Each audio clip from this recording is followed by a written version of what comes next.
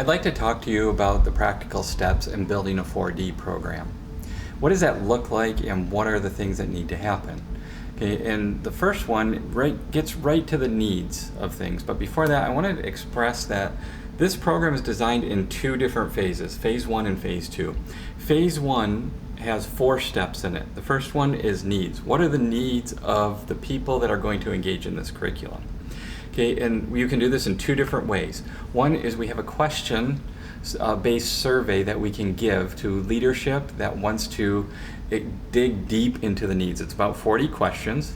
You can circulate it to all the leaders. You can engage in the answers and then send it back. Once it's sent back, what we do is we start looking for all of the different expressed needs that we can identify. Okay, and it gets into everything from training needs to social needs to cultural needs, and we will get really in depth from that survey. And then we will make a working list. We'll send that list back to you and say, is this the results of your needs survey that you are satisfied with? Is there anything missing or anything that you want to add? Or is there anything you disagree with? And then that will produce a list. Another way to do that is simply just to ask and make a list. We know that a lot of leaders know the needs already and are able to say, I don't need to take a survey, I can tell you what they are. They can list dozens and dozens of needs in their community. Both are okay. And one is simpler than the other, of course, okay, but it is also a little bit more free and a little bit less structured in exploratory in the digging. One has intent, one has just functional purpose to it. But both of those will result in producing a list, and that list will become what is step 2. Step 2 is topics list.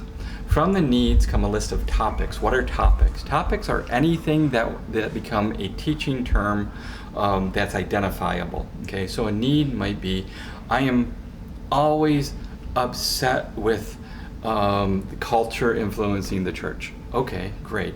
So the topic might be cultural influences. It might be culture in general. It might be something specific in culture. But what we would do is extract that and put it on the list. Someone might say marriage is a need. Okay, marriage is a need. Is there anything specific in marriage that is a need? And so we would break that down a little bit more. Okay, other things could be discipleship. Well, okay, that's good too. Let's put discipleship there. So there's a lot of things that can become topics, but that's the first step in this stage. After topic is expand the topic. So if you say marriage is a need, we ask that question, what about marriage? Okay, marriage is being a good husband, being a good wife, being a good parent, mother or father. It could be spousal abuse, okay, a very serious topic. It could be counseling, okay, in marriage. It could be money in marriage. It could be key issues in culture like polygamy. It could be almost anything in marriage, dating before marriage. And so we want to get a list of expanded topics, and we will work. We have a team that will work on this, and we will actually engage you in the leadership saying we want to expand these lists a little bit more. And that's the step 2. Once we have that, we try to get a topic list that is for 1 year. We try to break it out into topics and then all of the subtopics for a 52-week model for 1 year, which means we have a list, and that list is, for example, marriage, and then it has all the subtopics in there. Okay, and then the list is leadership, and it has all the subtopics in there. Management, encouragement, doing all these different things that are subtopics to get to 1 year. Once we have that, then we go to step 3. The third step is the materials build. We have churches in the United States that are volunteer people, and we want to engage them as well. And so that we have this relationship between USA churches and churches in other countries.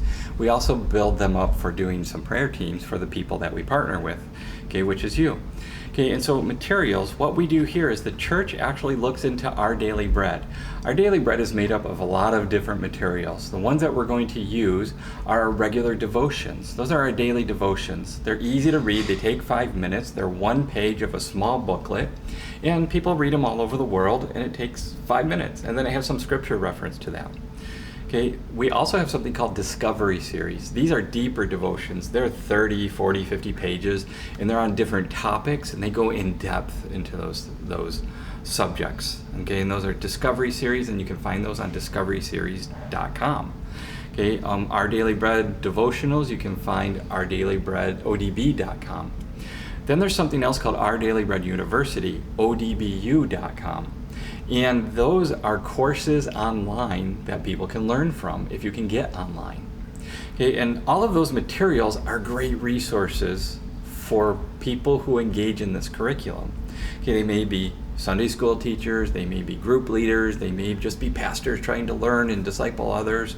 Okay, but now that we have this list of topics in 1 year, why don't we use the materials that have been developed over decades and put them into a curriculum? Well, what does that look like?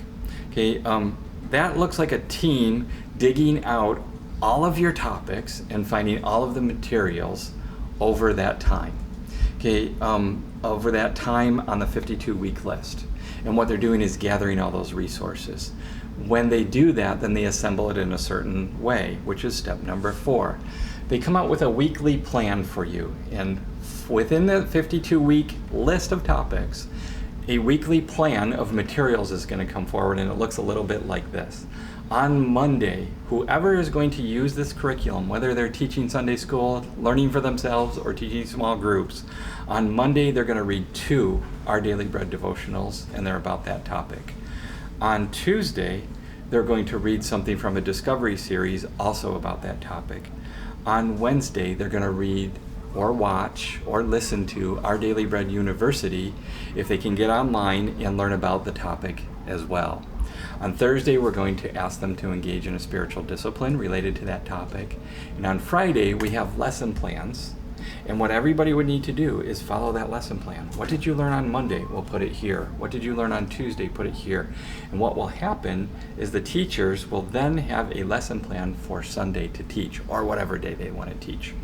Now, what do we have in our hands? We have lesson plans that are created by your teachers. Now imagine this all over the world. Okay? At the time of this recording, this program is 6 months old, and we have over 1,000 churches already engaged in this. Imagine 1,000 churches giving us lesson plans every week. What can we do with those lesson plans? We can share them, and they're coming out of other countries, not just one country. Okay, and so that's something that we want to do. I also want to talk about Saturday. What could you do on Saturday? If your curriculum needs translating, you can work on translating for that week as well. And we want you to bring that back so we can share that as well and put that into the next book also. Well, that's all phase 1. That's us partnering with you to give you a curriculum that you can use in your church for the needs that you have. But what about phase 2? Phase 2, there's only 2 things that need to happen. The first one is we want to partner you with the Our Daily Bread offices closest to you. We want you to look for materials for your learners. If you're doing this curriculum and you're doing it on marriage or leadership or spiritual disciplines, we want you to find other materials that you can purchase for your church or request from Our Daily Bread. Some are free, some cost, and you can put those into your church for a way to actually develop people. A lot of churches are spending a lot of money on materials, and people take them and they set them aside. When the materials are based on the needs of the people, because they did the survey way back in the beginning, they want those materials. And you can determine and evaluate who needs those materials. So we want to engage you with the offices for that. The second thing we want to do is we want you to build the next curriculum. A team in the U.S. and a church that volunteered built your first curriculum. Now we want you to do it. And the reason why is because we want you to own this program. We want you to say, this is how I want my curriculum to look for the next year, and select that. The church in the U.S. will still have their blessing and other things. They may still be praying for you. They may have relationships with you because of those prayers. Okay, but we also want independence so you can do things and we can focus on other programs that we bring in partnership together. And there are many. And so this is something that we wanted you to know, so you can actually look at this as the first year, live in this, experience it, see what's good, see what's bad, see what works, see what doesn't. Then the next year in phase 2, you take over the program and you use the resources. We'll give you access to those, and you make your own curriculum, And then supplemental materials come with that as well. So thank you for engaging in this program. We look forward to what we can do together as partners and what you can do as leaders of this program as time goes on. If you have any questions, please contact the person who brought this to you, who's trained you, or go to our website and find us, and we'll be sure to give you more information as you need it. Thank you.